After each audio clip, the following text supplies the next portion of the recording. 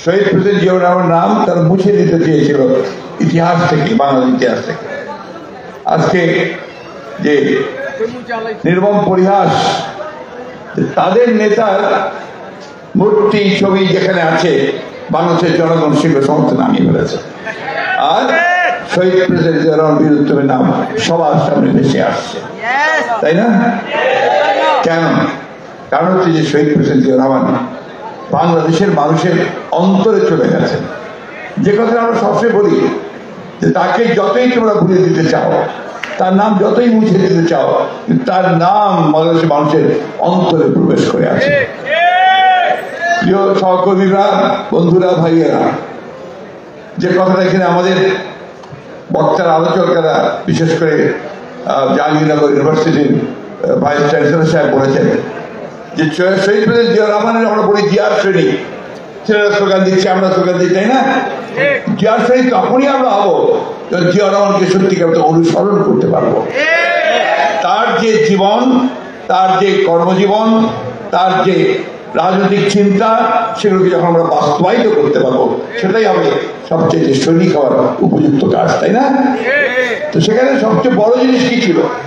শৃঙ্খলা, সততা, নিয়মানুবর্তিতা এবং কাজের প্রতি আন্তরিক নিষ্ঠা, আর দূরে চিন্তা করা, দূরদৃষ্টি, এই সবগুলো মিলিয়েই কিন্তু জিয়াউর রহমানকে চিন্তা করতে হবে। আমার ভাবতে অবাক লাগে যে ওই সময়ে যখন গোটা পৃথিবী একটা ভিন্ন চিন্তা ভাবনা ছিল, সেই সময় যখন রাজনৈতিক দায়িত্বে পেলেন, সেই সময় তিনি চিন্তা করে ফেলেছিলেন যে বাংলাদেশকে বর্তমান থেকে উপরে তুলে ধরতে হলে জনগণের পার্টিসিপেশন সবচেয়ে বড়। জনগণের পার্টিসিপেশন কিভাবে হবে? আগেকার রাজনীতিবিদরা আমাদের মধ্যে বক্তৃতা করতো এবং আপনার জনগণের কাছে নির্বাচনের আগে যেত। উনি তা না করে কি করলেন? উনি একদম পায়ে হেঁটে পথ চলা শুরু করলেন, খাল কাটা কর্মসূচি নিলেন। তিনি হেঁটে হেঁটে পায়ে পায়ে কাল আপনার গিয়ারেন, সেই জায়গায় গিয়ে খাল কাটতে শুরু করলেন। তিনি গ্রামের মধ্যে ঢুকে পড়তে শুরু করলেন, গ্রামের মানুষদের উদ্বুদ্ধ করলেন যে আমরা কৃষিকাজ বাড়াই, আমরা জমি ফেলে না রাখি, কাজ করি। অন্যদিকে একই সাথে তিনি সুশাসন প্রতিষ্ঠা করলেন, গভর্নেন্সকে শক্তিশালী করলেন।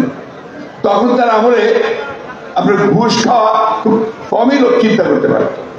এবং নিয়মানুবর্তিতা কি বলি, আমি তখন আপনার তৎকালীন উপপ্রধানমন্ত্রী এস.এম. আলী সাহেবের সঙ্গে কাজ করছিলাম, তখন মন্ত্রীদের একটা নির্দেশ দেওয়া হলো যে ঠিক সকাল 7টার মধ্যে অফিসে আসতে হবে।